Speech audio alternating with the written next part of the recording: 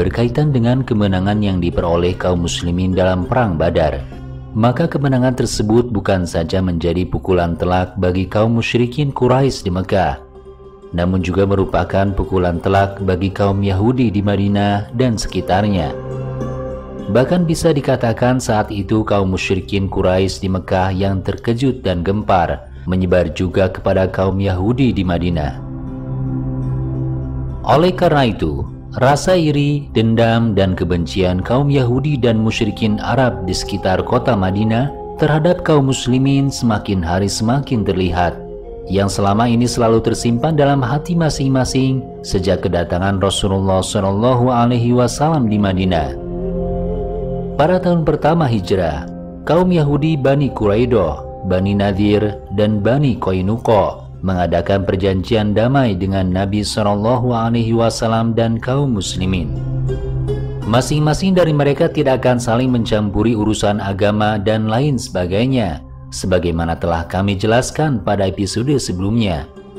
Namun setelah Perang Badar, masing-masing dari mereka dengan sengaja ingin merobek naskah perjanjian mereka sendiri, sehingga mereka menganggap Nabi SAW, para pengikutnya, memiliki asumsi yang salah.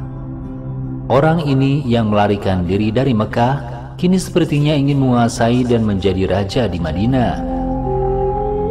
Begitulah kata kaum Yahudi Madinah saat itu. Tidak lama setelah Perang Uhud, mereka mengadakan pertemuan dan musyawarah. Dalam musyawarah ini diputuskan bahwa perjanjian perdamaian dengan Nabi akan dibatalkan dan dilanggar, dan bahwa Muhammad dan para pengikutnya perlu ditentang. Dengan keputusan ini, dari hari ke hari permusuhan mereka terhadap Nabi dan kaum muslimin semakin terlihat jelas. Pada suatu ketika, terjadi peristiwa di mana seorang istri sahabat Ansor hendak menjual dagangannya di pasar Bani Qainuqa. Di dekat tempat ia memperdagangkan barang-barangnya berupa kambing, unta, dan lain-lain, duduklah seorang tukang emas Yahudi. Di tengah kerumunan orang di pasar, orang Yahudi itu meminta perempuan itu untuk membuka penutup wajahnya. Sebagai seorang Muslim, dia menolak permintaan tersebut dengan baik. Namun orang-orang Yahudi tidak berhenti sampai di situ. Beberapa waktu kemudian, seorang Yahudi lain datang menyamar sebagai seorang wanita, dan dia mendekati wanita tersebut dari belakang. Perlahan dan tanpa suara, kain di belakang istri teman Ansor itu diikatkan pada sebatang kayu yang berduri di belakangnya.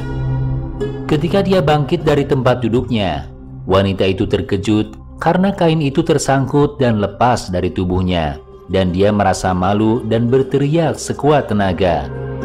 Orang Yahudi yang mengikat kain dan orang Yahudi tukang emas tertawa terbahak-bahak melihat kejadian tersebut. Bersamaan dengan kejadian tersebut, ada seorang laki-laki Muslim yang berada di tempat tersebut. Dengan cepat dan cekatan, dia melompat ke arah tukang emas itu dan memukul serta menendangnya sekuat tenaga. Tidak diragukan lagi, orang Yahudi yang terkutuk itu tewas. Namun sayang sekali, semua orang Yahudi yang ada di tempat itu berkumpul untuk menghajar orang Muslim tersebut hingga ia meninggal. Karena teriakan orang Muslim yang diserang itu, datanglah sekelompok umat Muslim yang tinggal di dekatnya. Terjadilah pertengkaran mulut, dan sejak itu timbul rasa dendam di hati dan perasaan permusuhan antara kaum Muslimin dan Yahudi. Setelah Nabi mendengar kejadian tersebut, Nabi segera datang ke tempat itu. Beliau memperingatkan mereka, Yahudi Bani Qainuqa, tentang perjanjian mereka. Begitu pula dengan kaum Muslimin. Beliau menegurnya agar tidak menyakiti mereka. Jika mereka memang ingin melanggarnya, tentu mereka tahu akibatnya. Kaum Yahudi menjawab peringatan penting dari Nabi tersebut dengan penuh kesombongan, kecongkakan, dan penghinaan. Beberapa pemimpin mereka menjawab, perjanjian hanyalah perjanjian. Kita tidak boleh tertipu oleh Muhammad karena kita pernah berperang dengan orang yang tidak mengerti perang, lalu kita menang. Demi Allah, sesungguhnya jika kami memerangi engkau, engkau akan mengetahuinya sendiri Muhammad. Oleh karena itu, Kini jelas bahwa orang-orang Yahudi secara terbuka ingin menghapuskan perjanjian mereka. Nabi menanggapi kata-kata seperti itu hanya dengan senyuman dan bersabda, "Wahai orang-orang Yahudi, takutlah terhadap azab Allah, sebagaimana Allah telah menjatuhkan kaum Quraisy.